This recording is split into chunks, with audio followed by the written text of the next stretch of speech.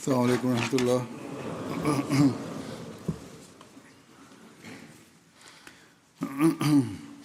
أشهد أن لا إله إلا الله وحده لا شريك له وأشهد أن محمدا عبده ورسوله أما بعد فأعوذ بالله من الشيطان الرجيم بسم الله الرحمن الرحيم الحمد لله رب العالمين الرحمن الرحيم مالك يوم الدين إياك نعبد وإياك نستعين اهدنا الصراط المستقيم صراط الذين أنعمت عليهم غير المغضوب عليهم ولا الضالين.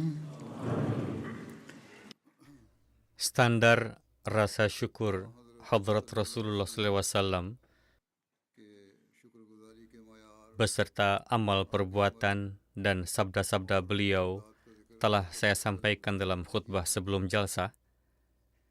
Dalam rangkaian yang sama, hari ini pun akan saya sampaikan, seraya mengarahkan perhatian kepada rasa syukur kepada Allah Ta'ala. Beliau pun memberikan petunjuk untuk bersyukur atas hal-hal yang sekecil-kecilnya. Maka Hadrat Anas bin Malik radhiyallahu anhu meriwayatkan bahwa Rasulullah SAW bersabda, Allah merasa senang atas perbuatan hambanya, yaitu apabila ia memakan sesuap makanan, maka ia memujinya atas hal itu, atau apabila ia meminum seteguk minuman, maka ia memujinya atas hal itu.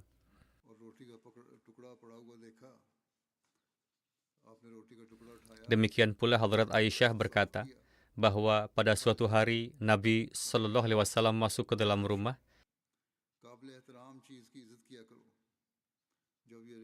dan melihat sepotong roti yang tergeletak. Beliau mengambil potongan roti itu, membersihkannya, dan memakannya. Lalu bersabda, "Wahai Aisyah, hormatilah sesuatu yang layak untuk dihormati. Apabila nikmat rezeki ini pergi dari suatu kaum, maka ia tidak akan kembali lagi kepada mereka." Demikianlah perbuatan beliau itu. Kemudian beliau sendiri pun tampak bersyukur kepada Allah Ta'ala atas setiap hal yang sekecil-kecilnya, menunaikan rasa syukur atas nikmat-nikmatnya, dan menasihati pula kepada keluarganya untuk melakukan hal yang sama. Jadi, apabila kita menginginkan keberkatan dalam rezeki, kita perlu bersyukur atas setiap nikmat Allah Ta'ala. Hadrat Ibnu Abbas menceritakan bahwa pada hari Fatah Makkah atau penaklukan Makkah, Rasulullah SAW pergi ke rumah saudara sepupunya, Ummu Hani binti Abi Talib. Pada saat itu, beliau sedang lapar. Beliau bersabda, "Apakah engkau memiliki makanan yang dapat kami makan?" Ia berkata, "Tidak ada yang saya miliki selain potongan-potongan roti yang sudah kering, dan saya merasa malu untuk menyajikannya kepada Anda." Beliau bersabda, "Bawalah itu kemari." Beliau merendamnya dalam air, lalu memotong-motongnya. Ia membawakan garam, lalu beliau bersabda, "Apakah ada lauk pauk?" Ia berkata, "Wahai Rasulullah, tidak ada yang kumiliki selain sedikit cuka." Beliau bersabda, "Bawalah itu kemari." Beliau menuangkannya ke atas makanannya dan memakannya, lalu memuji Allah Azza wa Jal. Kemudian beliau bersabda, "Alangkah lezatnya cuka sebagai lauk pauk. Wahai Ummu Hani, tidaklah miskin suatu rumah yang di dalamnya terdapat cuka." Demikianlah standar rasa syukur beliau itu. Kita tinggal di negeri-negeri ini. Kita menikmati nikmat-nikmat yang tak terhitung banyaknya. Namun demikian, kita tidak menunaikan hak bersyukur kepada Allah Ta'ala. Bahkan terkadang atas hal-hal kecil pun timbul keluhan-keluhan. Ada keluhan-keluhan terhadap anggota keluarga bahwa kenapa tidak membeli ini, kenapa tidak membeli itu. Hadrat Muslim Maud radhiyallahu anhu telah menggambarkan keadaan orang-orang yang tidak bersyukur ini dan keadaan rasa syukur para sahabat dengan cara yang sangat berkesan. Beliau bersabda, "Jika ada pakaian yang robek di tubuhmu, kamu mulai menangis dan berkata, betapa malangnya nasib kami, sehingga kami mendapatkan pakaian yang robek untuk dikenakan. Namun apabila para sahabat mendapatkan pakaian yang robek, kepala mereka tertunduk di hadapan Allah Ta'ala, lidah mereka basah dengan menyebut karunia-Nya, dan mereka berkata, alangkah bagusnya pakaian yang telah diberikan Tuhan kami kepada kami. Jika mereka mendapatkan sepotong roti kering setelah 4 hari, mata mereka bersinar karena kegembiraan, dan mereka berkata, Alhamdulillah, Allah telah menganugerahi kami dengan nikmat-Nya. Inilah sebabnya manfaat yang diberikan kepada mereka oleh potongan-potongan roti kering itu." Beliau seraya menyeru para anggota jemaat bersabda bahwa roti kering itu pun tidak memberikan kepadamu nasi pulau dan kari kurma. Hari ini orang yang mendapatkan nasi pulau terus memakannya. Namun bersamaan dengan itu, ada hasrat dalam dirinya bahwa seandainya bersama nasi pulau ada pula zardah atau nasi kuning manis. Orang yang mendapatkan nasi pulau dan zardah pun menangis darah dan berkata, seandainya bersama zardah ada pula manisan firni. Orang yang mendapatkan dal menangis karena ingin daging. Orang yang mendapatkan daging merana karena ingin nasi. Orang yang mendapatkan 4 potong roti pun demikian. Dengan cara seperti ini, beliau telah menjelaskan secara terperinci, sangat terperinci. Bagaimanapun, beliau bersabda, namun bagaimana keadaan para sahabat itu? Di sana pun, jika mereka mendapatkan sepotong roti kering, para sahabat berkata bahwa kami pun tidak layak mendapatkan potongan ini. Ini adalah karunia Allah Ta'ala, bahwa Dia telah menganugerahkan potongan ini kepada kami. Hasilnya adalah bahwa sepotong roti kering itu pun memberikan manfaat bagi mereka, menumbuhkan semangat yang tinggi dalam diri mereka, membangkitkan keluhuran tekad, dan semakin meningkatkan rasa syukur mereka.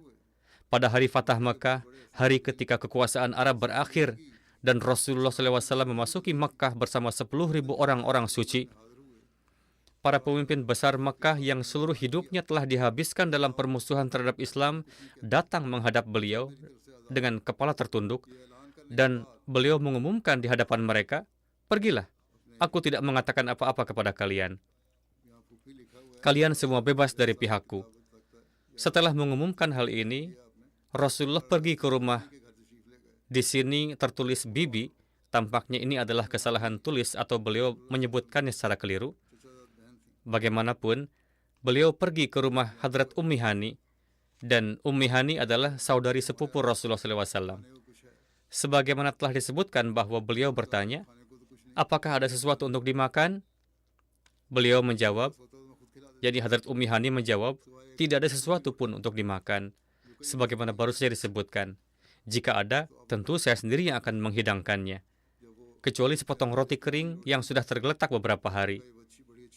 Maka Rasulullah bersabda, baiklah, bawa saja itu kemari. Ketika beliau membawakan roti itu ke hadapan Rasulullah, Rasulullah bersabda, ini adalah roti yang sangat baik, dan engkau bersedih hati begini saja bahwa tidak ada sesuatu pun untuk dimakan di rumahku.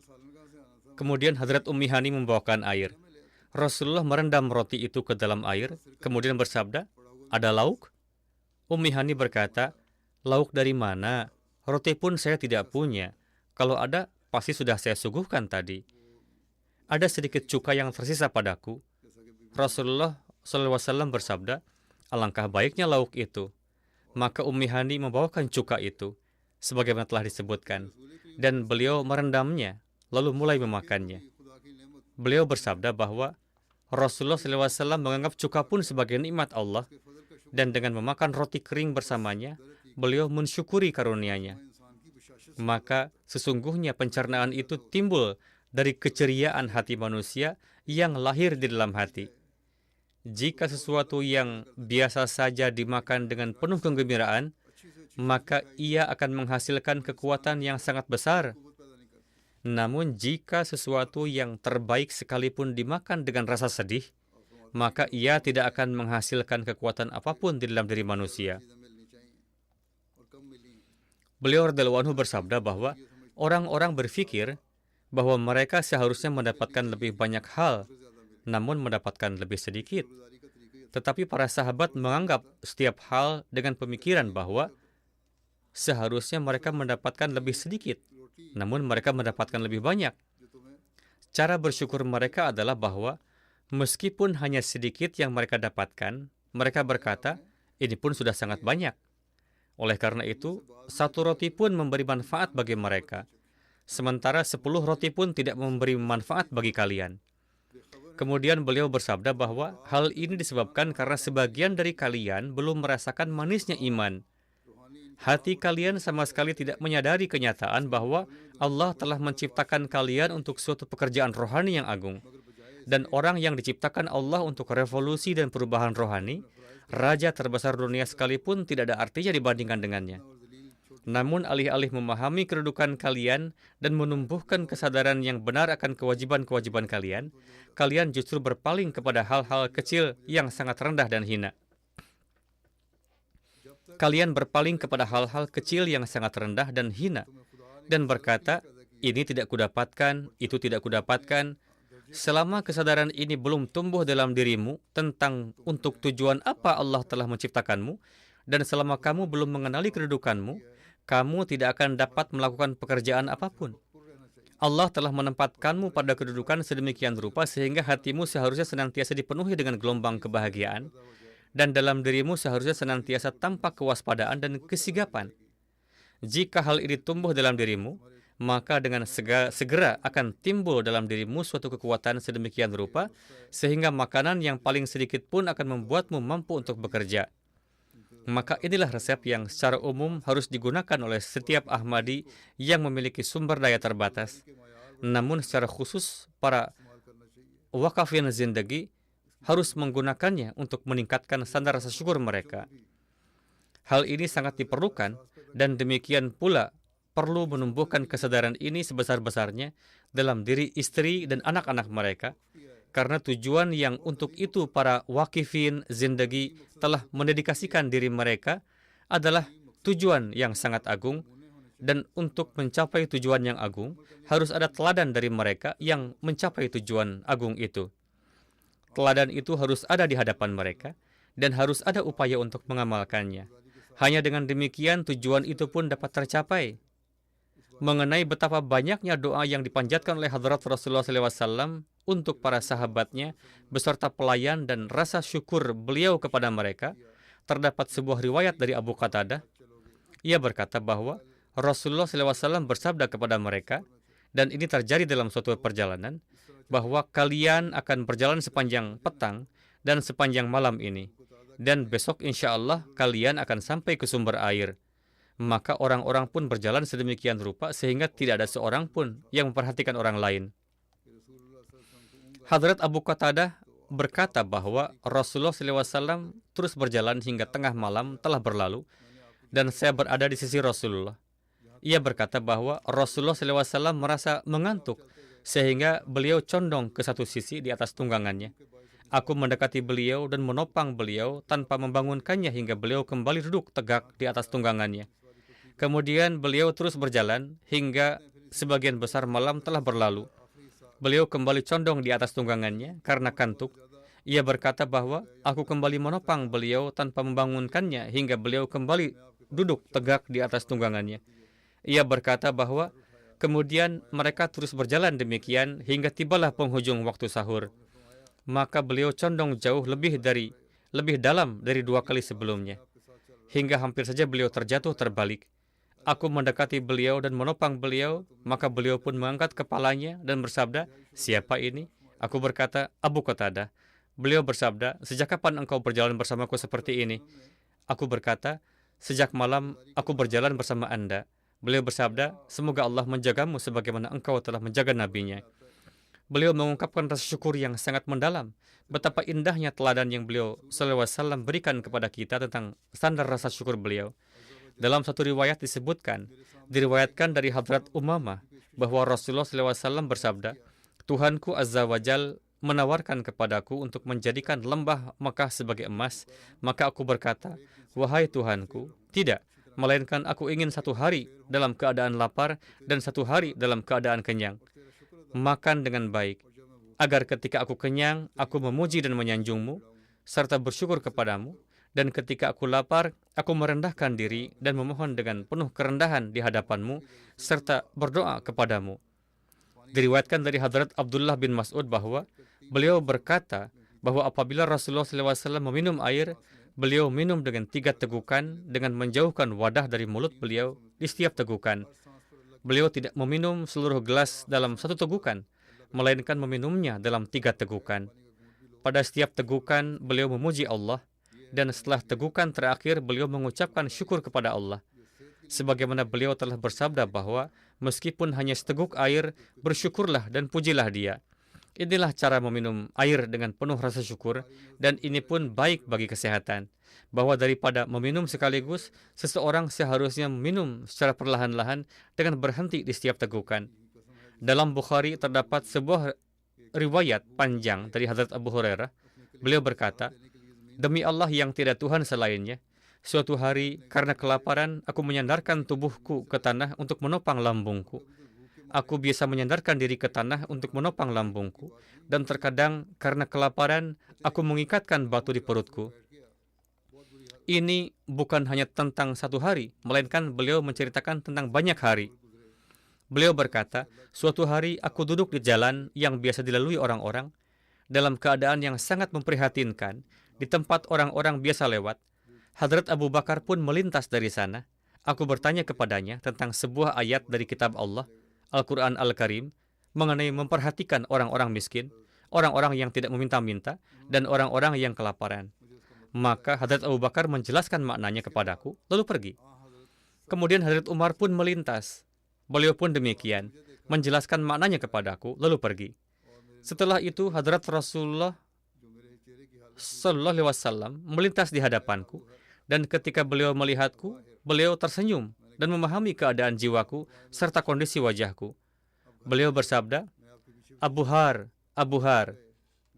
Aku berkata, hamba hadir ya Rasulullah. Beliau bersabda, ikutlah di belakangku. Beliau pun pergi ke rumah. Aku mengikuti beliau dari belakang. Beliau masuk ke dalam dan mengizinkan aku pun masuk. Di dalam, di kamar beliau, terdapat sebuah mangkuk susu. Beliau bertanya kepada anggota keluarganya, dari mana susu itu berasal.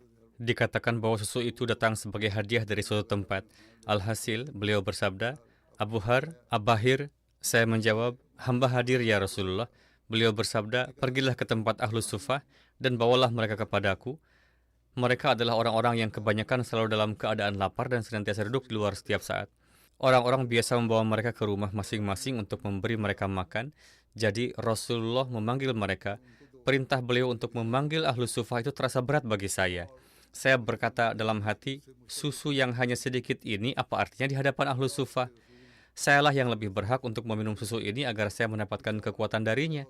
Namun jika mereka datang dan beliau memerintahkan saya untuk memberikannya kepada mereka, maka saya pasti akan memberikannya, dan kemudian saya tidak akan berharap bahwa dari susu ini akan ada yang sampai kepada saya, dan tidak ada pilihan lain selain menaati Allah dan Rasul-Nya Sallallahu Alaihi Wasallam. Tidak ada pilihan lain selain itu. Akhirnya saya mendatangi mereka dan memanggil mereka, maka mereka pun datang, yaitu Ahlus Sufah, dan duduk di tempat mereka. Rasulullah bersabda, Abahir, Abahir. Saya menjawab, hamba hadir ya Rasulullah. Beliau bersabda, ambillah ini dan berikan kepada mereka. Saya lalu mengambil mangkuk itu. Saya memberikannya kepada seorang laki-laki. Ia meminumnya hingga ia kenyang.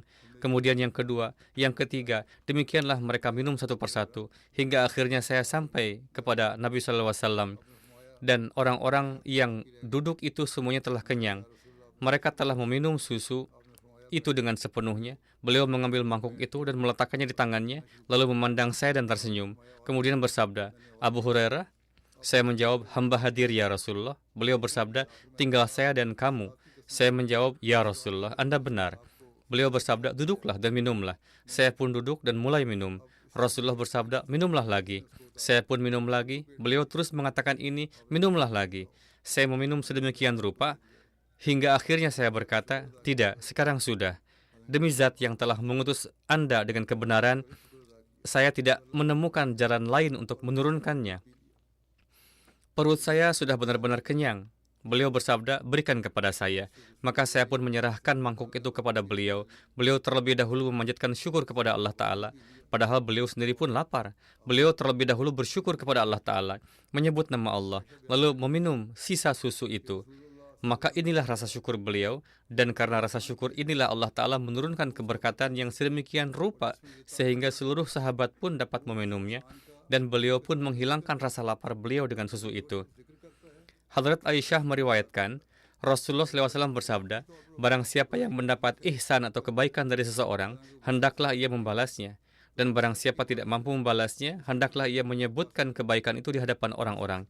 Karena orang yang menyebutkannya berarti ia telah menunaikan rasa syukur.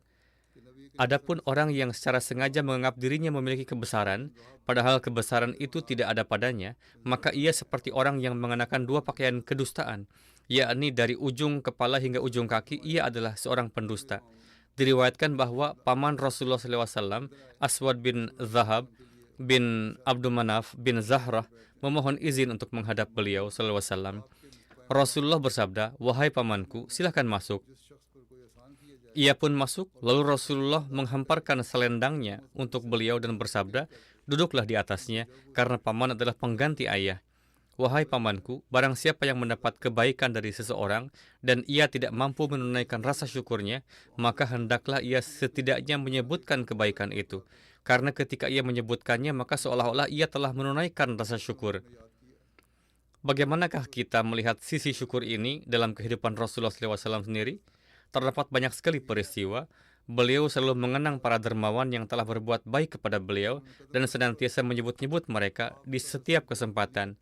Misalnya Hadrat Khadijah yang merupakan istri beliau yang terhormat, yang di setiap langkah perjalanan hidup Rasulullah senantiasa menghargai dan memperlakukan Rasulullah dengan penuh kebaikan. Hadrat Khadijah adalah seorang wanita kaya dari Makkah. Ketika menikah dengan Rasulullah, Hadrat Khadijah menyerahkan seluruh hartanya ke hadapan Huzur SAW agar beliau dapat menggunakannya sesuai dengan keinginan beliau. Kemudian setelah pendakwaan kenabian, beliau senantiasa berdiri bahu-membahu dengan penuh kesetiaan dan ketulusan dalam setiap kesulitan dan setiap cobaan, hingga akhirnya Hadrat Khadijah wafat pada tahun ke-10 kenabian. Dan Nabi Akram SAW senantiasa mengenang jasa-jasa istri beliau yang setia itu hingga nafas terakhir beliau, dan selalu menyebut-nyebut kebaikan-kebaikannya. Bahkan beliau menyebut-nyebutnya sedemikian rupa sehingga para istri beliau SAW yang lain pun merasa cemburu. Maka Hadrat Aisyah menuturkan, apabila Rasulullah menyebut Hadrat Khadijah, beliau memujinya dengan pujian yang sangat indah. Suatu hari rasa cemburu saya pun timbul, dan saya berkata kepada Rasulullah, mengapa Anda terus-menerus menyebut wanita tua itu? Padahal Allah Azza wa Jalla telah menganugerahkan kepada Anda istri-istri yang lebih baik darinya. Atas hal itu, Rasulullah bersabda, Allah Ta'ala tidak menganugerahkan kepadaku istri yang lebih baik darinya. Karena Khadijah menerimaku pada saat orang-orang menolakku, dan ketika orang-orang mengingkariku, ia membenarkanku. Ketika orang-orang menghalangiku dari harta benda, ia membantuku dengan hartanya sendiri. Dan Allah Ta'ala menganugerahkan kepadaku keturunan darinya. Sementara dari wanita-wanita lain, dia tidak menganugerahkan keturunan kepadaku. Beliau senantiasa mengenang jasa-jasa Hadrat Khadijah sepanjang hayat beliau dan selalu mengungkapkan rasa syukur atasnya. Demikian pula kepada sahabat-sahabat beliau yang telah membantu beliau dengan cara apapun, beliau selalu mengungkapkan rasa syukur yang besar. Suatu ketika terjadi perselisihan antara Hadrat Umar dan Hadrat Abu Bakar, dan ketika berita itu sampai kepada Rasul Karim SAW, Rasulullah mengingatkan orang-orang tentang jasa-jasa Hadrat Abu Bakar dan menasihati para sahabat agar tidak menyakitinya. Ketika keduanya datang menghadap, akhirnya di hadapan Rasulullah SAW, keduanya pun merasa menyesal. Hadrat Abu Bakar pun berkata, akulah yang telah berbuat melampaui batas terhadap Hadrat Umar dan aku memohon maaf. Hadrat Umar berkata, akulah yang telah berbuat melampaui batas dan aku memohon maaf. Alhasil, Rasulullah tidak mempertimbangkan perkataan Hadrat Umar, bahkan beliau mengungkapkan rasa ketidaksukaan beliau bahwa mengapa ia berdebat dengan Hadrat Abu Bakar. Dan kemudian beliau bersabda, Abu Bakar, semoga Allah menutupi kekuranganmu dan mengampunimu.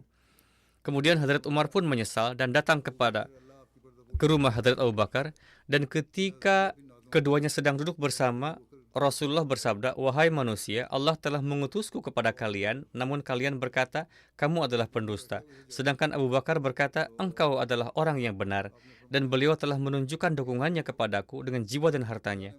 Maka apakah engkau akan membiarkan sahabatku itu untukku, ataukah tidak? Beliau bersabda demikian 2 kali, dan setelah itu Hadrat Abu Bakar tidak pernah lagi disakiti. Beliau selalu dijaga dan diperhatikan. Diriwayatkan dari Hadrat Abu Sa'id Khudri, Hadrat Abu Sa'id menuturkan, Rasulullah SAW berkhutbah di hadapan orang-orang dan bersabda, Allah telah memberi pilihan kepada seorang hamba, apakah ia memilih dunia ataukah memilih nikmat yang ada di sisi Allah? Maka hamba itu pun memilih nikmat yang ada di sisi Allah. Mendengar hal ini, Hadrat Abu Bakar pun menangis, dan kami pun heran atas tangisannya, karena Rasulullah sedang menyebutkan seorang hamba yang diberi pilihan. Namun Hadrat Abu Bakar ketika mendengarnya lalu menangis. Sesungguhnya yang dimaksud dengan hal itu adalah Rasulullah SAW sendiri yang telah diberi pilihan tersebut. Perawi menuturkan, di antara kami para sahabat, beliau yakni Hadrat Abu Bakar lah yang paling mengetahui tentang makna hal itu. Itulah sebabnya beliau langsung menangis. Rasulullah bersabda, di antara kalian, orang yang paling banyak berbuat ihsan atau kebaikan kepadaku dalam hal persahabatan dan pengorbanan harta adalah Abu Bakar. Seandainya aku harus menjadikan seseorang sebagai sahabat karibku selain Tuhanku, niscaya aku akan menjadikan Abu Bakar. Adapun sebab tangisan Hadrat Abu Bakar adalah karena ketika beliau mendengar hal itu, terlintas dalam pikirannya bahwa Allah Ta'ala hendak memanggil Rasulullah SAW ke hadiratnya.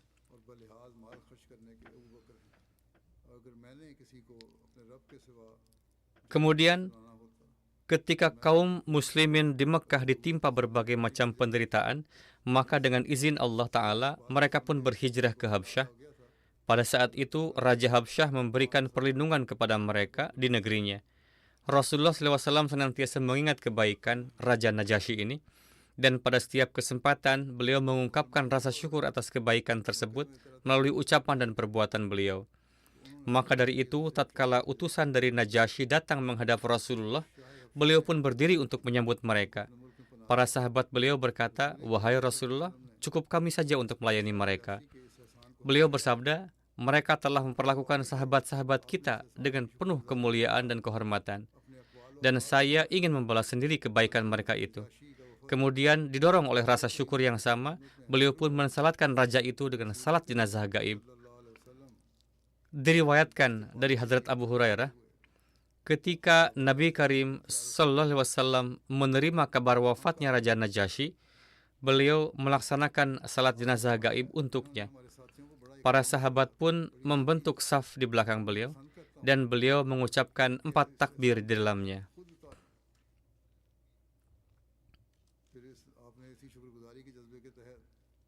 Kemudian, ungkapan rasa syukur beliau atas amal perbuatan kaum Ansor terdapat dalam sebuah riwayat yang menyebutkan, ketika Rasulullah SAW pada tahun ke-13 kenabian, sebelum hijrah, ada 70 orang dari Madinah yang telah berbaiat di tangan beliau.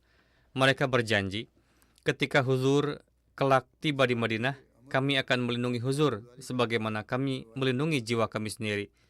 Pada kesempatan itu, seorang sahabat Ansor berkata, wahai Rasulullah, kami memiliki hubungan lama dengan orang-orang Yahudi Madinah. Dengan kami mendukung Anda, maka hubungan kami dengan mereka akan terputus. Kami khawatir, jika Allah memberikan kemenangan kepada Anda, Anda akan meninggalkan kami dan kembali ke Mekah. Huzur SAW bersabda, tidak. Hal itu sama sekali tidak akan terjadi. Darahmu adalah darahku, sahabat-sahabatmu adalah sahabat-sahabatku, dan musuh-musuhmu adalah musuh-musuhku. Diriwayatkan dari Hadrat Ibnu Abbas, ketika Nabi SAW pergi ke kamar kecil, saya meletakkan air wudhu untuk beliau. Beliau bertanya, siapa yang meletakkan ini? Maka kami pun memberitahukan kepada beliau. Atas hal ini, Rasulullah pun mendoakan, Allahumma faqqahhu fid din. Ya Allah, berikanlah kepadanya pemahaman dalam agama. Jadi, bahkan atas suatu pekerjaan yang kecil sekalipun, beliau senantiasa mengungkapkan rasa syukur. Ada sebuah riwayat yang menyebutkan, setelah perang Khaybar, di tengah perjalanan, Rasulullah SAW menikah dengan Hadrat Safiyah. Pada malam pernikahan itu, Hadrat Abu Ayyub Khalid bin Zaid berjaga semalaman di luar tenda Rasulullah SAW. Ketika Rasulullah SAW bangun di pagi hari dan melihat bahwa Abu Ayyub sedang berjaga di luar, maka beliau bertanya kepadanya, "Wahai Abu Ayyub, apakah semuanya baik-baik saja? Ada apa gerangan?" Hadrat Abu Ayyub menjawab, "Wahai Rasulullah SAW, saya merasa khawatir terhadap wanita itu berkenaan dengan keselamatan Anda. Jangan sampai ia menyakiti Anda, karena dalam perang Khaybar Anda telah membinasakan ayahnya, suaminya, dan orang-orang dari kaumnya. Sedangkan ia baru saja masuk Islam. Oleh karena itu, saya merasa takut terhadapnya menyangkut keselamatan Anda." Perawi menuturkan, melihat ketulusan hatinya itu, Rasulullah SAW pun mendoakannya, "Ya Allah, jagalah Abu Ayyub sebagaimana ia telah menjagaku sepanjang malam ini." Mut'im bin Addi adalah orang yang telah merobek lembar pernyataan zalim kaum Quraisy untuk memboikot Nabi. Dan ketika Rasulullah SAW kembali dari Taif, ia adalah orang yang memberikan perlindungannya kepada beliau sehingga beliau dapat memasuki Makkah. Oleh karena itu, ketika para tawanan perang Badar dihadapkan kepada beliau, beliau pun menyebutkan jasa-jasa Mut'im. Diriwayatkan dari Muhammad bin Jubair bahwa yang meriwayatkannya dari ayahnya, Hadrat Jubair bin Mut'im radhiyallahu anhu, bahwa Nabi SAW bersabda berkenaan dengan para tawanan perang Badar, "Seandainya Mut'im bin Addi masih hidup dan ia memohon syafaat kepadaku mengenai orang-orang yang nista ini, niscaya aku akan membebaskan mereka semua demi menghormatinya." Hadrat Mirza Bashir Ahmad Sahib pun telah menuliskan peristiwa ini, dan setelah menyebutkannya, beliau menulis, "Mut'im adalah seorang musyrik sejati dan meninggal dalam keadaan demikian. Namun dalam wataknya terdapat unsur kemuliaan budi pekerti." Sebagaimana sahifah zalim kaum Quraisy yang menyebabkan kaum muslimin terkepung di Syebe Abi Talib, Mut'imlah yang merobeknya. Ketika Rasulullah SAW kembali dari Taif, pada saat itu juga Mut'imlah yang memberikan perlindungan kepada beliau dan memasukkan beliau ke Mekah. Perkataan Rasulullah SAW tersebut merupakan ungkapan yang lahir ketika teringat akan jasa itulah yang memberikan kesan mendalam kepada beliau. Sebenarnya ini merupakan salah satu sifat Rasulullah yang sangat menonjol, bahwa setiap kali seseorang berbuat sedikit saja kebaikan kepada beliau, beliau tidak pernah melupakan jasa orang tersebut. Beliau selalu berkeinginan agar terus mendapatkan kesempatan untuk berterima kasih kepadanya atas kebaikannya tersebut. Bukan seperti orang-orang duniawi yang setelah sekali membalas kebaikan seseorang dengan perbuatan baik, kemudian mulai mengatakan, "Sudah, sekarang kebaikan itu telah terbalas." Sebaliknya, sepanjang hidup, beliau senantiasa berusaha membalas kebaikan orang tersebut.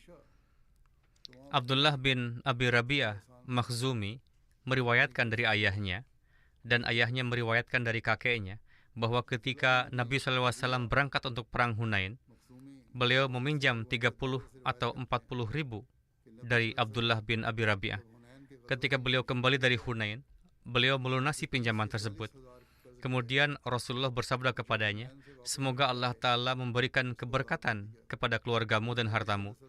Balasan atas harta dan pinjaman adalah melunasinya dengan sempurna serta memberikan pujian, yakni mengucapkan terima kasih kepada orang yang memberikan pinjaman juga merupakan suatu keharusan.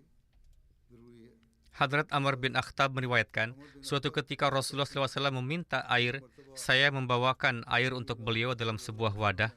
Di dalamnya terdapat sehelai rambut. Saya menyingkirkan rambut tersebut, suatu hal yang sangat sederhana. Lalu saya menyuguhkan wadah itu kepada Rasulullah SAW. Beliau kemudian bersabda, "Allahumma jammilhu," artinya, "Ya Allah, jadikanlah ia tampan." tidak pernah ada kesempatan, bahkan untuk suatu hal yang sangat kecil sekalipun, di mana beliau tidak mengucapkan terima kasih.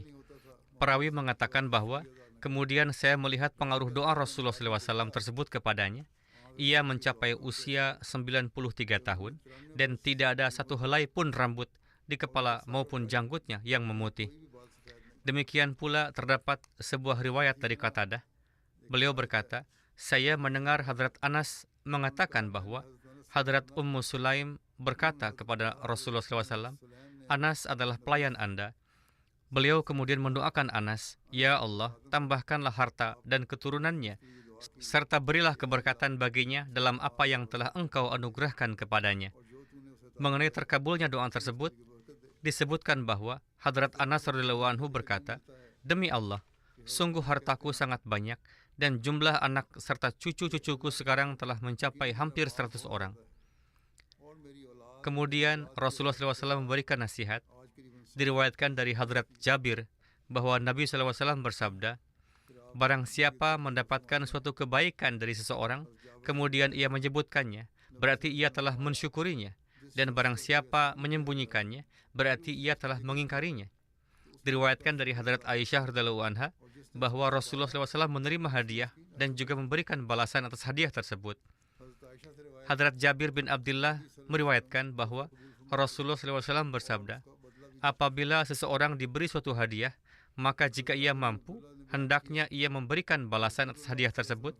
Jika ia tidak mampu, hendaknya ia memuji orang yang memberikan hadiah itu, sebab orang yang memujinya berarti telah mengucapkan terima kasih kepadanya, sedangkan orang yang menyembunyikannya berarti telah mengingkarinya. Inilah akhlak-akhlak mendasar yang sangat diperlukan untuk menumbuhkan kasih sayang dan toleransi dalam masyarakat. Diriwayatkan dari Hadrat Abu Hurairah bahwa seorang badui memberikan seekor unta betina kepada Rasulullah SAW sebagai hadiah. Sebagai balasannya, beliau memberikan 6 ekor unta betina kepadanya. Diriwayatkan dari Hadrat Abu Hurairah bahwa seseorang datang menghadap Rasulullah SAW dan meminta sesuatu kepada beliau. Rasulullah memberinya setengah wask biji-bijian dengan cara berutang, yaitu kira-kira sekitar 80 kg. Kemudian ketika orang yang memberikan pinjaman tersebut datang untuk menagihnya, beliau memberikan kepadanya 1 wask dan bersabda bahwa setengahnya sebagai pelunasan utangnya dan setengahnya lagi sebagai hadiah baginya dan sebagai ungkapan rasa terima kasih. Diriwayatkan dari Hadrat Abu Hind bahwa Tamim bin Aus-Dari membawa dari Syam ke Madinah beberapa lentera, minyak zaitun, dan tali-tali yang dipilin. Ketika ia sampai di Madinah, kebetulan saat itu adalah malam Jumat, ia memerintahkan pelayannya untuk menyiapkan tali-tali tersebut. Pelayannya kemudian menggantungkan lentera-lentera di Masjid Nabawi. Lentera-lentera itu merupakan lampu yang kemudian diisi minyak dan diberi sumbu. Ketika matahari terbenam, Tamim memerintahkan pelayannya untuk menyalakan lampu-lampu tersebut. Rasulullah datang ke masjid dan melihat bahwa masjid telah diterangi oleh lampu-lampu tersebut. Beliau sangat gembira melihatnya dan bersabda, siapa yang melakukan ini? Orang-orang menjawab, wahai Rasulullah, Tamim Ad-Dari. Beliau kemudian mendoakannya dan bersabda, engkau telah menerangi Islam. Semoga Allah menerangimu di dunia dan akhirat. Kemudian beliau bersabda, seandainya aku mempunyai seorang putri, niscaya aku akan menikahkannya denganmu.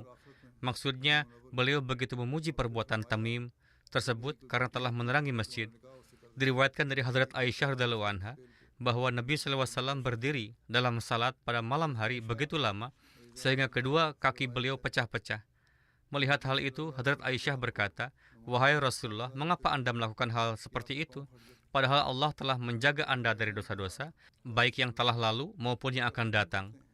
Beliau bersabda, tidakkah aku suka menjadi seorang hamba yang bersyukur? Ketika tubuh beliau menjadi lebih berisi, sebagaimana tertulis di sini, mungkin ketika beliau mengalami rasa sakit pada kaki saat berdiri, bagaimanapun beliau kemudian salat sambil duduk. Namun ketika salat sambil duduk, untuk melakukan qiyam, yaitu membaca surah Al-Fatihah dan surah-surah, beliau melakukannya sambil duduk. Akan tetapi, ketika hendak ruku, beliau kemudian berdiri, lalu melakukan ruku.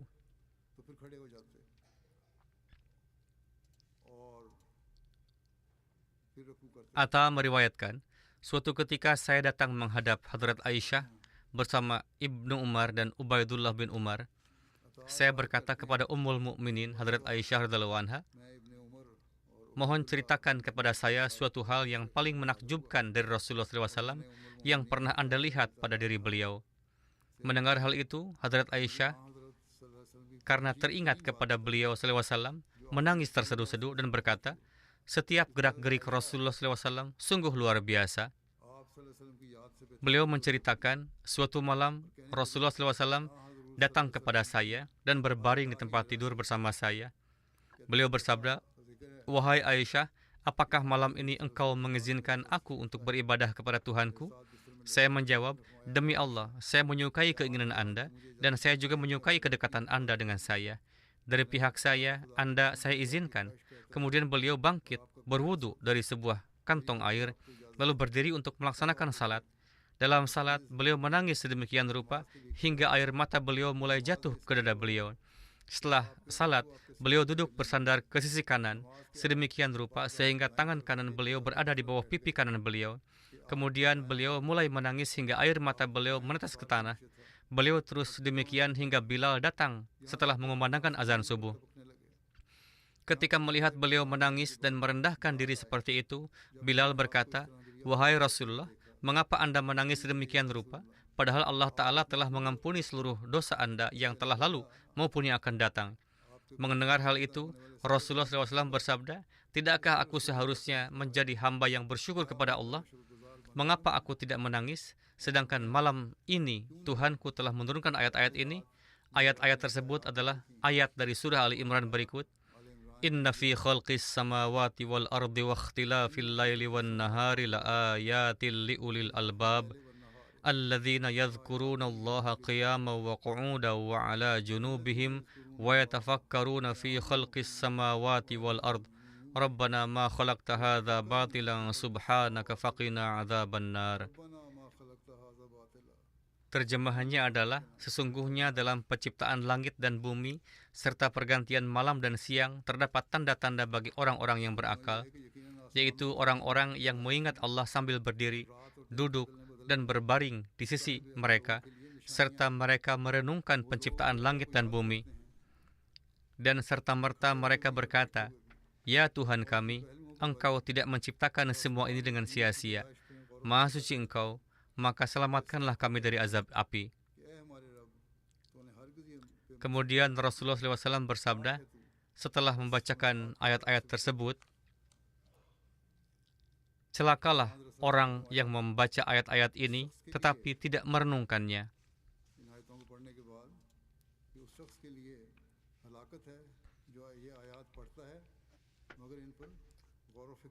Hadrat Muslim Maud radhiyallahu anhu ketika menjelaskan hadis ini di suatu tempat bersabda bahwa kata-kata dalam bahasa Arab ala akuna abdan syakura yang berkaitan dengan rasa syukur beliau adalah ketika beliau bersabda, wahai Aisyah, apakah hanya tugas Tuhan untuk memberikan karunia kepada hambanya? Bukankah tugas seorang hamba adalah menunaikan kewajibannya? Jika manusia seperti Rasulullah SAW saja, meskipun telah melakukan semua pengorbanan tersebut, meskipun memiliki begitu melimpah perasaan cinta kepada Allah Ta'ala, tetap membutuhkan untuk bangun pada malam hari dan berdiri sedemikian lama di hadapan Allah Ta'ala hingga kaki beliau membengkak, beribadah pada siang hari, dan menjadikan kehidupannya semaksimal mungkin layak untuk bertemu dengan Allah Ta'ala. Lalu siapakah manusia lainnya yang dapat menganggap dirinya tidak perlu menunaikan kewajiban-kewajiban tersebut? Hadrat Masih Maud alaihissalam juga bersabda mengenai hal ini. Rasulullah SAW menangis dan berdiri dalam salat sedemikian rupa sehingga kaki beliau membengkak.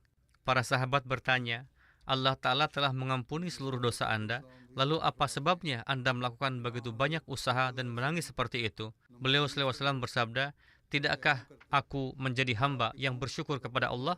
Keadaan Rasulullah SAW ini menuntut kita semua agar seraya mensyukuri nikmat-nikmat Allah Ta'ala, kita membawa rasa syukur kita hingga mencapai tingkat yang setinggi-tingginya. Bersyukur bukanlah berarti kemudian berhenti. Rasa syukur menuntut kemajuan lebih lanjut dalam amal. Rasulullah SAW berada pada standar ketakwaan yang paling tinggi. Oleh karena itu, beliau juga mencapai standar tertinggi sebagai hamba yang bersyukur dan sekaligus menasihati kita agar kita juga menjadi hamba yang bersyukur. Jika kita ingin menunaikan hak sebagai hamba Allah Ta'ala yang sejati, maka semakin Allah Ta'ala menurunkan karunia-Nya kepada kita, hendaknya semakin kita meningkatkan standar ibadah dan rasa syukur kita. Sebagai hasil dari karunia-karunia Allah Ta'ala, janganlah sampai timbul kemalasan. Sebaliknya, kita harus terus maju dari satu tingkat ke tingkat berikutnya dalam ibadah dan rasa syukur. Jadi, selama kita mengamalkan resep ini, kita akan terus menempuh tahap demi tahap kemajuan, baik secara individu maupun secara kolektif, insya Allah. Hadrat Muslim Maud radhiyallahu anhu dalam memberikan penjelasan lebih lanjut mengenai hal ini, di suatu tempat juga bersabda bahwa bodohlah orang yang mengatakan, yang artinya, ini adalah sebuah bait dalam bahasa Persia yang berarti, karuniamu lah yang telah membuatku menjadi kurang ajar. Penyair ini berkata kepada Allah bahwa karunia Allah Ta'ala telah membuatnya menjadi kurang ajar. Bukannya menjadi orang yang bersyukur, ia malah menjadi kurang ajar. Padahal karunia Allah tidak pernah membuat seseorang menjadi kurang ajar. Jadi, perkataannya itu keliru. Karunia Allah juga tidak menjadikan seseorang durhaka atau memberontak. Sebaliknya, karunia Allah menjadikannya semakin bersyukur dan semakin taat. Jadi, hendaknya kalian menjadi lebih bersyukur dibandingkan sebelumnya, karena Allah Ta'ala berfirman, La in syakartum la azidannakum, yaitu jika kalian mensyukuri apa yang telah diberikan kepada kalian, niscaya aku akan menambahnya bagi kalian. Semoga Allah Ta'ala menjadikan kita orang-orang yang benar-benar bersyukur, menjadikan kita hamba-hambanya yang sejati, dan senantiasa menjadikan kita orang-orang yang memperoleh karunia-karunia-Nya.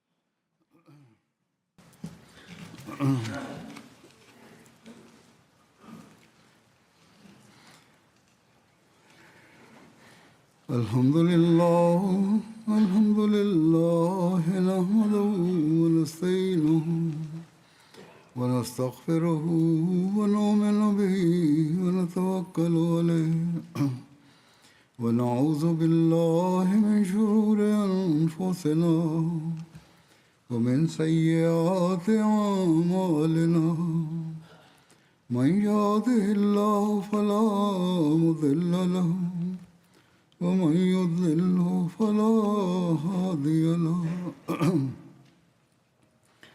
ونشهد أن لا إله إلا الله ونشهد أن محمدا عبده ورسوله عباد الله رحمكم الله إن الله يأمر بالعدل والإحسان وإيتاء ذي القربى وينهى عن الفحشاء والمنكر والبغي يعظكم لعلكم تذكرون اذكروا الله يذكركم وادعوه يستجب لكم ولذكر الله أكبر